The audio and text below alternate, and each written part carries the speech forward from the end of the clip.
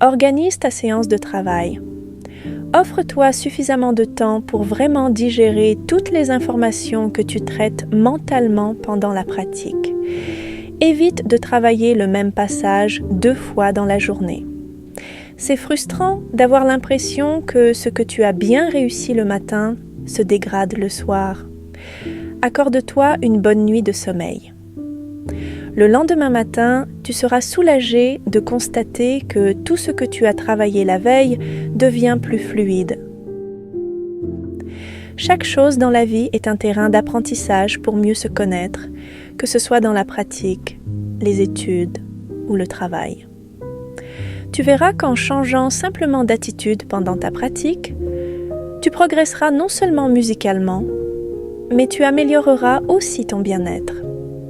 Tu te sentiras plus sereine, moins dépassée ou frustrée. Au lieu de ressentir de la culpabilité ou de la pitié parce que tu ne joues pas assez bien, que tu apprends trop lentement ou que tu doutes de toi, commence simplement à être bienveillante envers toi-même. Reconnais chaque petit pas en avant, que ce soit améliorer une seule mesure ou jouer une partie difficile avec un peu plus de fluidité. Dis-toi souvent que tu as bien travaillé. Et si quelque chose ne fonctionne pas encore, accepte que cela viendra avec le temps et que tu fais déjà de ton mieux.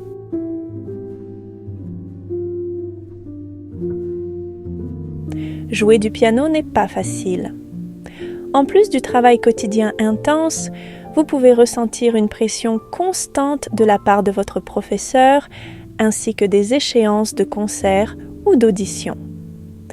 Accumuler du stress et de la tension est inévitable, et il vous faut trouver un moyen de libérer cette pression. Sinon, plus la date du concert approche, plus vous vous sentirez anxieuse, bloquée et pleine de doutes. Vous pourriez même penser à abandonner le piano, remettre en question vos capacités de musicienne, voire vos choix. Cette pression peut s'accumuler si vous ne relâchez pas votre frustration ou votre colère en les retournant inconsciemment contre vous-même. Pour éviter cela, utilisez une méthode saine pour exprimer votre colère. Prenez un oreiller et criez dedans. Laissez sortir toute la frustration, la douleur, les larmes. Une autre option consiste à frapper cet oreiller ou un ballon de boxe. Après ces séances de libération, la majorité du stress, de la douleur et de la tension disparaît.